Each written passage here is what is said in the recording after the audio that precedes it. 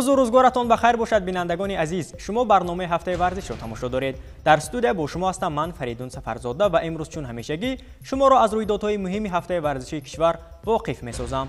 آغاز می‌کنیم. جودوکاران کشور از چمپیونات جهان و بازی‌های همبستگی اسلامی با نشان‌های فخری به وطن برگشتند. لایحه فوتبال به نزد شما می‌آید در شهر و ناحیه‌های ولایت سوخت به انجام رسید. شهر خاروق دوام 5 روز میزبانی سمیناری آموزشی برای مربیان جودوی ولایت مختار کوهستانی بدخشان گردید. مسابقه جمهوریوی عاید به شناوری در شهر دوشنبه غالبان خویش را پیدا کرد. 32 دسته برای به دست آوردن جام رئیس ناحیه دوستی عاید به فوتبال خرد مبارزه برده ایستادند.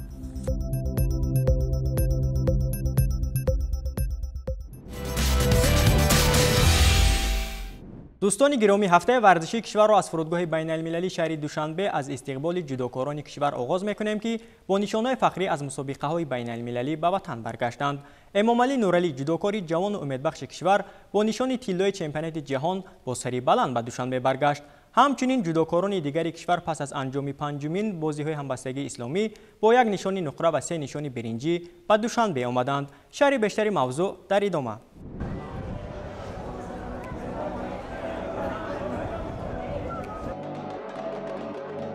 نیمه دوم روز 19 اوگوست جودوکاری جوان و امیدبخش کشور امامعلی نورعلی با نشان طلای چمپیونات جهان عاید به جودو میان جوانان که در شهر گوایاکیل اکوادور دایر گشته بود به شهر دوشنبه برگشت. در فرودگاه بین المللی شهر دوشنبه امامعلی را راهبریت مقامات اجرایی حاکمیت دولتی شهر دوشنبه، نمایندگان ساحه ورزشی مملکت، استادان و مربیان ورزشی کشور، نزدیکان و پیوندان و هواداران رشته جودوی میهن با گل و گلچنبر و کرنه و سرنای گرم و صمیمی و خاطرمان استقبال گرفتند. یادآور میشیم که در تاریخ جودوی کشور دومین نشان طلا را از قهرمانی‌های جهان میان جوانان امامعلی به دست آورد که قبلا مدال طلا را سامان محمد بیکوف زیر وزن تا 73 کیلوگرم ماه اکتبر سال 2019 در قهرمانی جهان در کشور مراکش به دست آورده بود.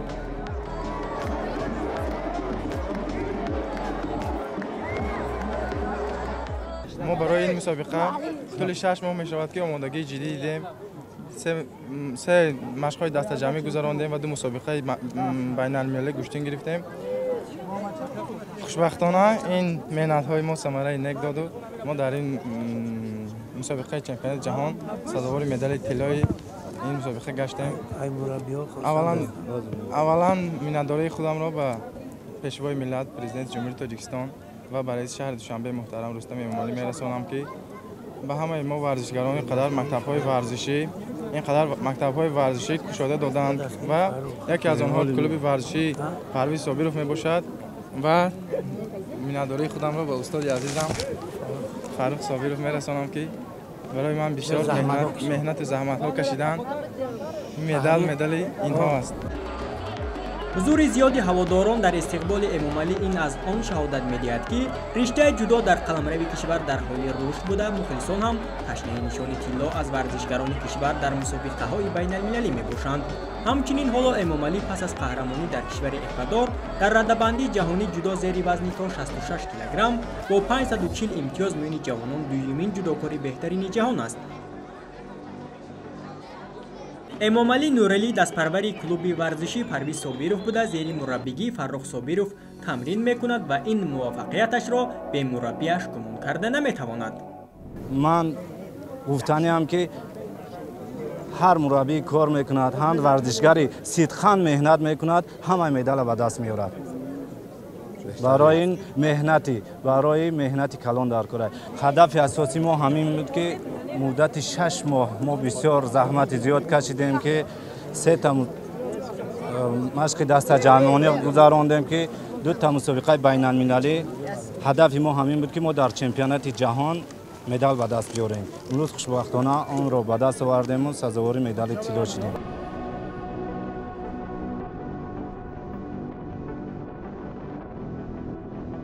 قهرمانی جهان بین جوانان را نه تنها در فرودگاه بین المللی بلکه در صحن تالار ورزشی که او تمرین کرده به چنین موفقیت دست یافت تنتنوار استقبال گرفتند. дастпарварони толор ва мураббиён бо як хушҳолӣ ҳама аз ин дастоварди Эмомалӣ ифтихор карда параҳмандӣ мекарданд, зеро Эмомалӣ аввалин дастпарвари ин толор мебошад, ки ба чунин музаффарият мушарраф гардидааст. барои Эмомалӣ 20 сола ин аввалин нишони тилло дар мусобиқаҳои байналмилалӣ маҳсуб мешавад. ҳамчунин субҳи барвақти рӯзи 20 август ҳайати ҷудокорони кишвар бо дастовардҳои шоён аз панҷумин бозиҳои ҳамбастагии исломӣ дар шаҳри Қонияи кишвари Туркия бо як нишони нуқра ва ду нишони биринҷӣ дар ҳайати инфиродӣ ва дар ҳайати даставӣ барои аввалин маротиб бо нишони биринҷӣ ба Душанбе баргаштанд. ҷудокоронро намояндагони Кумитаи кор бо ҷавонон ва варзиш ва роҳбарияти Федератсияи ҷудои мамлакат гарму самимӣ истиқбол гирифтанд. хушбахтона мо имрӯз аз панҷумин бозиҳои исломӣ аз ҷумҳурии Туркияи шаҳри Кония баргаштем ва дар ҳамин мусобиқа дар вазни 81 килограмм озмоӣ кардам. хушбахтона дар ҳамин мусобиқа сазовори ҷои севум гаштам ва миннатдории худамро ба пешвои миллат президенти ҷумҳурии Тоҷикистон ва муҳтарам раиси шаҳр Рустами Эмомалӣ мерасонем, ки барои мо дастгириҳои хеле зиёд мекунанд ва ҳаракату меҳнати худамонро зиёд хоҳем кард дар мусобиқаҳои сатҳашон баланди байналмилалӣ, ҳамчунин дар чемпионати ҷаҳон, дар бозиҳои олимпӣ медалҳои хубро, медалҳои тиллоро ба даст орем. баъд аз мусобиқаҳои инфиродӣ dastavî barguzor gardid. از سببی که یک ورزشکار ما کمی لات برداشتگی بود، سرخان محمد رحیم، ما 4 نفره خوب آزمایی کردیم. با دیگر تیم‌ها ما از 1-0 گوشتینگ را شروع میکردیم. чуноне ҷудокорони кишвар гуфтанд, бо ин дастовардҳо қаноат накарда баҳри парафшонии либои меҳан дар арсаи ҷаҳон боз ҳам машқу тамрин карда ба музаффариятҳояшон идома медиҳанд.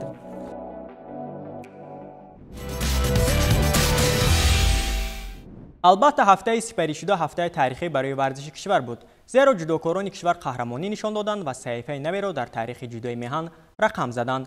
акнун ба рӯйдоди дигари варзиши кишвар мутаваҷҷеҳ мешавем, ки шиноварони то 14 соларо дар мусобиқаи ҷумҳуриявӣ оид ба шиноварӣ дар шаҳри Душанбе ба ҳам овард.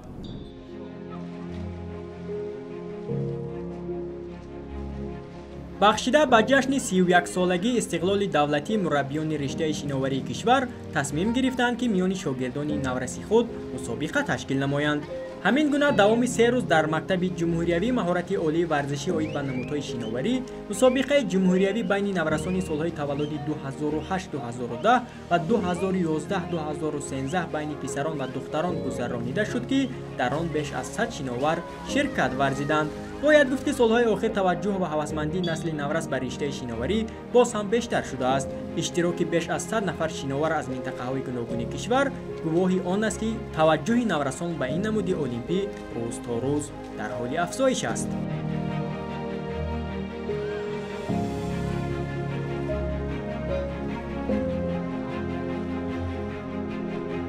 рақобатҳо миёни варзишгарони аз 10 то 14 сола бисёр ҳам ҷолибу диданӣ сурат гирифта, иштирокчиён новобаста аз сину сол дар тамоми намудҳои шиноварӣ маҳорати хешро санҷиданд. қувваозмоиҳо аз рӯи намудҳои шиноварии тарзи озод, пуштнокӣ, брас, баттерфлай ва эстафета ҷараён гирифтанд. шиноварони навраси вилояти Суғ низ бо як омодагии хуб ба ин мусобиқаи ҷумҳуриявӣ ҳозир шуда буданд ва дар раванди мусобиқа аз худ ҳунару маҳорати баланд нишон дода тавонистанд, ки бо нишонҳои фахрӣ аз шаҳри Душанбе ба вилояти Суғ баргарданд. бояд гуфт, ки мусобиқаи ҷумҳуриявӣ оид ба шиноварӣ байни наврасону кӯдакон аз ҷониби Федератсияи шиноварии ҷумҳурии Тоҷикистон ташкил ва роҳандозӣ гардид, ки ҳадаф аз он ҷалби ҳарчи бештари насли наврас ба ин намуди олимпӣ ва баланд бардоштани ҳунару малакаи эшон мебошад, то дар оянда иштирок дар ин гуна мусобиқаҳо заминаи хуби омодагии онҳо ба мусобиқаҳои фароҳоравӣ гардад. дар анҷом беҳтаринҳои мусобиқа бо нишону ифтихорномаҳои дастандаркорон қадршиносӣ карда шуданд. қобили зикр аст, ки бештари зинаҳои фахриро шиноварони шаҳри Душанбе соҳиб шуданд.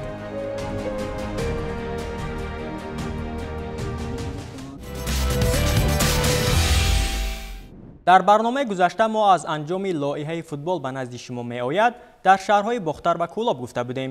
ин ҳафта лоиҳаи мазкур дар шаҳру ноҳияҳои вилояти Суғд ба анҷом расид. биёед ба варзишгоҳи 20-солагии истиқлолияти Тоҷикистон ба шаҳри Хуҷанд меравем.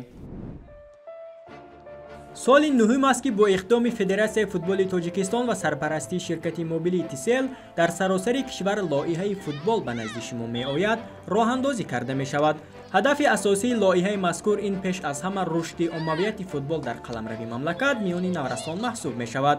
موسم امساله لایحه فوتبال به نزد شما می آید در شهر و ناحیه های ظفرآباد، اشت، جبار رسولوف، باباجان غفورов و خوجند دوام 3 ماه ادامه یافت که در آن زیاده از 14,000 نفر کودکان و نورسان ورزش دوست شرکت ورزیده غالبان به مرحله نهایی راه یافتند. مرحله نهایی این چهاربینی ورزشی در ورزشگاه 20 سالگی استقلالیت تاجیکستان واقع در شهر خوجند برگزار گردید که در آن بهترین دسته ها از همه شهر و ناحیه های ولایت اشتراک نموده از روی 3 سال بین هم سبقت کردند. در بین کودکان 6-7 ساله فوتبالبازان دسته باغپروری ناحیه باباجان غفورov، مکتب مخصوص فوتبال ولایت سوخت، اشت ناحیه اشت و جوانی ناحیه جبار رسولوف و گرفتن زینهای افتخاری مشرف شدند. در بین نورسان 8-9 ساله دسته های اشت ناحیه اشت، سوخت 87 شهر خوجند، مکتب مخصوص فوتبال ولایت سوخت و دوستی ناحیه باباجان غفورov صاحب نشانهای فخری گردیدند. با تشبث حکومت جمهوری تاجیکستان و هم با تشبث فدراسیون فوتبال جمهوری تاجیکستان در تاجیکستان ورزش نمودی فوتبال رشد یافته ایستاده است. برگزاری فستیوال همین فوتبال به نزد شما می آید سال به سال برای رشد فوتبال زمینه گذاشته ایستاده است. در دایره همین لایحه فوتبال به نزد شما آید به کودکان سر لباس، توپ، اشیاء ورزشی تقدیم کرده می شود. این یعنی هوسمند کنی کودکان می باشد که آنها را ما با این نمودی ورزش فوتبال جلب کنیم. در بین فوتبالبازان 10-11 ساله دسته های مکتب مخصوص فوتبال ولایت سوخت، ظفرآباد ناحیه ظفرآباد، جوانی ناحیه جبار رسولوف و اشت ناحیه اشت مقام های افتخاری را صاحب شدند. در انجام به غالبان و جایزه‌داران این چهاربینی ورزشی مدال و افتخارنامه و جام و جایزه های فدراسیون فوتبال تاجیکستان تقدیم کرده شد. همکنون بینندگان گرامی به مسابقه فوتبال خرد برای دریافت جام رئیس ناحیه دوستی ولایت ختلان روی می‌آوریم که بخشیده به جشن 31 سالگی استقلال دولتی جمهوری تاجیکستان میان 32 دسته به راه مانده شده است. شرح بیشتر در ادامه. میان ساکنان ناحیه دوستی ولایت ختلان ورزش رقم 1 سیاره یعنی فوتبال در مرحله نوی انکشاف بوده، مرحله به مرحله مسابقه ها در این سمت دایر می‌گردند. به خاطر هرچی بیشتر جلب ساختن نورسان و جوانان و کارمندان کسب و کار گوناگون، جام رئیس ناحیه دوستی روی دست گرفته شد که در آن 32 دسته از همه تشکیلات و مؤسسه های ناحیوی برای به دست آوردن مقام های افتخاری میانی هم سبقت می‌نمایند. مورد به ذکر است که بازی ها همه روزه بعد از ساعت های کاری در یک از میدانچه های فوتبال خرد زمانوی بالا پوشیده مرکز ناحیه برگزار گردیده، طبق نقشه جدول برگزاری آن در بازی اول دسته های مقامات اجرایی محلی ناحیه و فوتبال بازان بیمارخانه مرکزی میدانداری نموده رقابت جالب و دیدنی نشان دادند. مسابقه فوتبال تشکیل شد. یکم بازی مقامات اجرایی حکومت دولتی با بیمارخانه مرکزی می باشد که شما چطور می‌بینید خیلی شفاف رفته ایستاده. ما باوری است که دسته شما در این مسابقه به نتیجه‌های دلخواه نایل می‌گردد. بله باوری است. خیلی بچه‌های جوان فعالیت می‌کنند. باوری است که حال می‌بریم. باید گفت که این مسابقه عمومی ناحیوی سیومین چهاربینی ورزشی میان همه کارمندان تشکیلات‌های ناحیه در سال روان به حساب می‌رود. همزمان گفته شد که مسابقه مذکور تا جشن استقلال دولتی جمهوری تاجیکستان ادامه یافته در مرحله نهایی بهترین دسته‌های غالب و بازیگران و دروازه‌بان‌هایی که در رفت مسابقه از خود هنر و مهارت بلند نشان می‌دهند با جام رئیس ناحیه مدال و تحفه‌های خاطروی و انفرادی سرفراز گردانیده می‌شوند.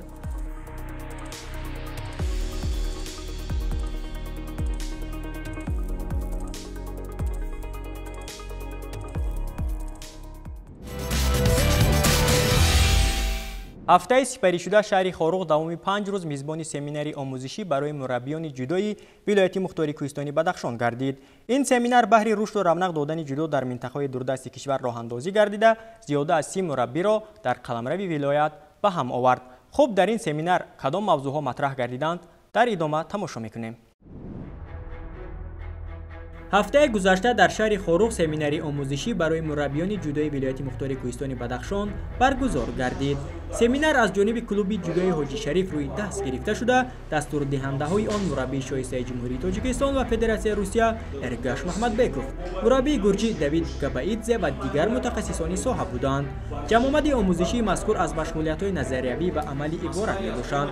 дар қисмати назариявӣ мураббиён сараввал аз таҷрибаи дарсҳои худ нақл карда, сипас маърузаи дастурдиҳандаро гӯш карданд. қабл аз шурӯъи дарсҳои амалӣ аз ҷониби клуби варзиши болозикр ба иштирокчиён либосҳои варзишӣ кемано тақдим карда шуд.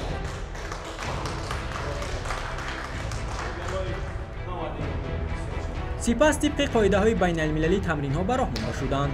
ҳамчунин давоми 2 соли охир дар ин гӯшаи дурдасти мамлакат мусобиқаҳои ҷудо ташкил карда намешаванд. масъулин мақсад доранд ки бо роҳандозии чунин ҷамъоматҳо ҳамагонро ба варзиш ҷалб кунанду ба рушди ҷудо саҳмгузор бошанд. ҳамзамон пас аз сайқал додани касбии мураббиён шумори мусобиқаҳои варзиширо дар қаламрави вилоят бештар намоянд.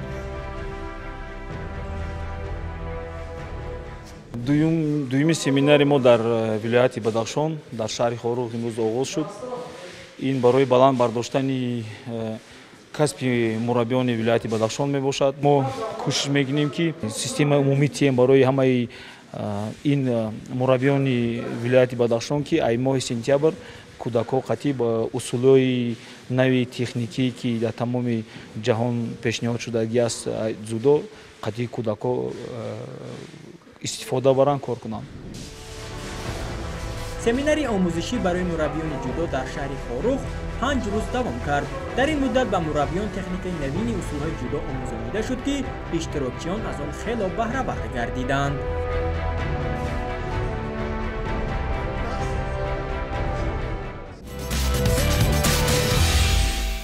бинандагони азиз, ташаккур ба шумо ки то ин лаҳзаҳо моро ҳамроҳӣ кардед. барномаи иттилоъоти ҳафтаи варзишро инҷо ба поён мебарем. барномаҳои дигари телевизиони варзиш идома доранд. хайр, то боздид.